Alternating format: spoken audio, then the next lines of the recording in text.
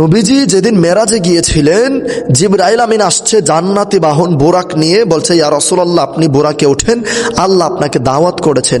কিন্তু আল্লাহর রাসূল বোরাকের সামনে গিয়ে বোরাকে উঠছেন না উঠে আল্লাহর রাসূল ঝরঝর করে কান্নাকাটি শুরু করে দিলেন।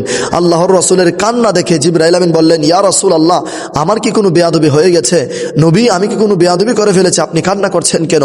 আল্লাহর রাসূল সাল্লাল্লাহু আলাইহি ওয়া আলিহি ওয়াসাল্লাম কান্না করার মধ্যে একটি হাকিকত রয়েছে, সেই হাকিকতটি শুনলে আপনার চোখের পানি আপনি ধরে রাখতে পারবেন না। তো চলুন সেই হাকিকতটা কি আমরা একটু জেনে নেই।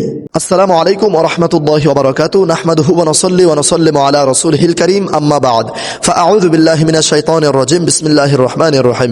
সুপ্রিয় দর্শক শ্রোতা মণ্ডলী, আজকে আমরা জানতে পারবো আল্লাহ রাব্বুল আলামিন আল্লাহর রাসূলকে দাওয়াত করে মেরাজে নিয়ে গিয়েছিলেন। আল্লাহ রাব্বুল আলামিন জিবরাইল আমিনকে হুকুম করেছেন, হে জিবরাইল তুমি জান্নাতি বাহন নিয়ে আমার বন্ধুর দরবারে চলে যাও।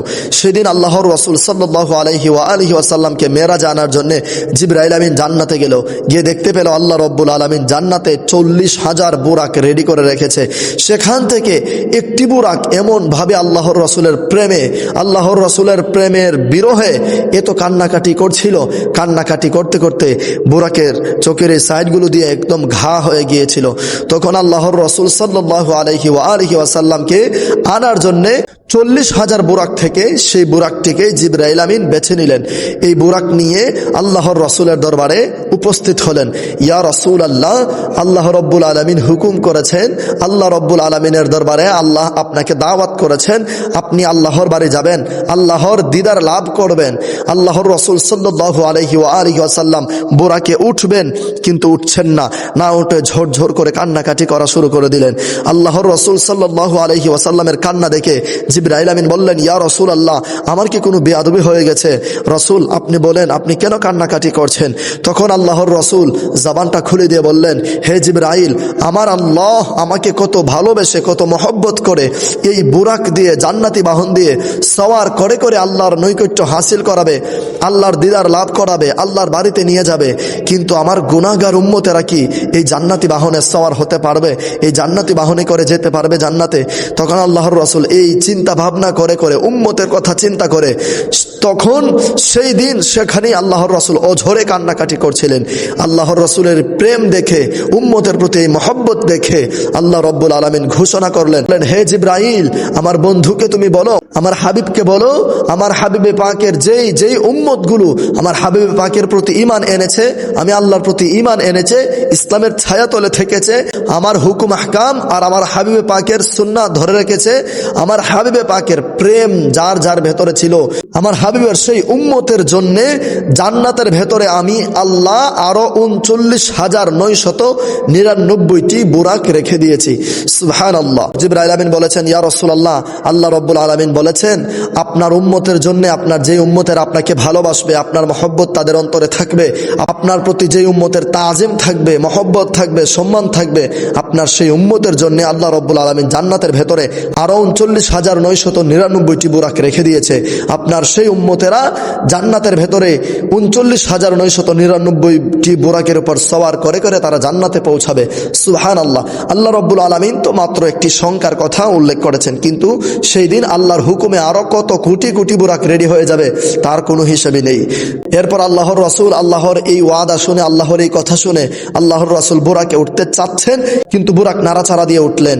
জিবরাইল আমিন বললেন, হে বুরাক বেয়াদবি করো না, তিনি আল্লাহর হাবিব, আল্লাহর হাবিবে পাকের শানে বেয়াদবি করলে এটা আল্লাহ বরদাস্ত করবে না। তখন আল্লাহ রাব্বুল আলামিনের দরবারে সেই বুরাক আকুতি মিনতি করে বললেন, হে প্রভু আমার জবানটুকু আপনি খুলে দেন, আপনার হাবিবে পাকের সাথে আমার মনের একটি কথা বলি। তখন আল্লাহ রাব্বুল আলামিন সেই বুরাকের জবান খুলে দিলেন। বুরাক ডেকে বললেন, আসসালাতু ওয়াসসালামু আলাইকা সাইয়্যিদি ইয়া রাসূলুল্লাহ, দয়াল নবীজি বেয়াদবি মাফ করবেন, আপনি আমাকে একটি ওয়াদা দেন, আপনি তো আপনার মনের নেক ইচ্ছা পূরণ করে নিলেন, আমার মনে তো আরো একটি ইচ্ছা আছে।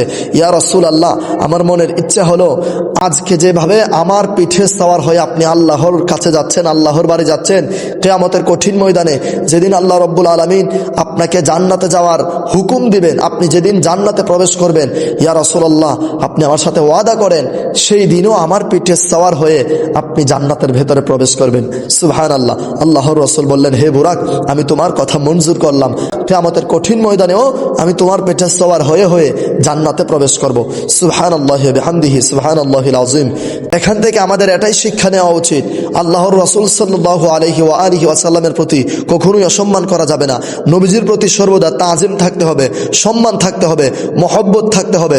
নবীজিকে তাজিম না করে, নবীজিকে সালাম না দিয়ে, নবীজির সাথে বিদ্বেষী করে, নবীজির সম্মান খাটো করে, ছোট করে কখনোই আপনি আল্লাহর রাসূলের শাফায়াত পাবেন না। কখনোই আপনি আল্লাহর রাসূলের সাথে নবীজির উম্মত বলে দাবি করে সেদিন জান্নাতে প্রবেশ করতে পারবেন না। আপনি দেখলেন তো আল্লাহর রাসূল প্রতিটি ধাপে ধাপে উম্মতের কথা চিন্তা করেছেন। এরপর আল্লাহর রাসূল জিবরাইল আমিনকে নিয়ে বুরাকে সওয়ার হয়ে যখন আল্লাহর বাড়ি যাচ্ছিলেন, এর পথিমধ্যে অনেক ঘটনা ঘটে গিয়েছে এবং আল্লাহর কাছে যেতে যেতে মসজিদুল হারাম থেকে মসজিদ আকসা পর্যন্ত যেতে যেতে আল্লাহর রাসূল 10 রাকাত নামাজ আদায় করেছে, যেই নামাজগুলো আমরা মূলত মেরাজের রজনীতে পড়ে থাকি। এটার বিস্তারিত আলোচনা আমাদের এই ভিডিওর ডিসক্রিপশন বক্সে রয়েছে এবং আই বাটনে ক্লিক করে দেখে আসতে পারেন, অথবা আমাদের চ্যানেলে ঢুকে আপনারা দেখে আসতে পারেন যে সবে মেরাজের 12 রাকাত নামাজ কোথা থেকে এসেছে। এইরকম একটি টাইটেলের ভিডিও আছে, আপনারা চাইলে এটা দেখতে পারেন, অনেক কিছুই জানতে পারবেন ইনশাআল্লাহ। আল্লাহর রাসূল বাইতুল মুকাদ্দাস থেকে আল্লাহ রাব্বুল আলামিনের সাথে সরাসরি দেখা করেছেন, কিভাবে কি কথাবার্তা বলেছেন, সম্পূর্ণ সবকিছু যদি আপনারা জানতে চান তাহলে এই ভিডিওতে বেশি বেশি কমেন্টস করে জানাবেন। আপনারা যদি জানতে চান অবশ্যই আমি রেফারেন্স সহকারে আপনাদেরকে আল্লাহর রাসূলের মেরাজের সম্পূর্ণ বর্ণনা তুলে ধরার চেষ্টা করব। আশা করছি আপনারা সকলে বুঝতে পেরেছেন। আজকের ভিডিওটি প্রচুর পরিমাণে শেয়ার করে সারা বিশ্বে ছড়িয়ে দিন। আসসালামু আলাইকুম ওয়া রাহমাতুল্লাহ।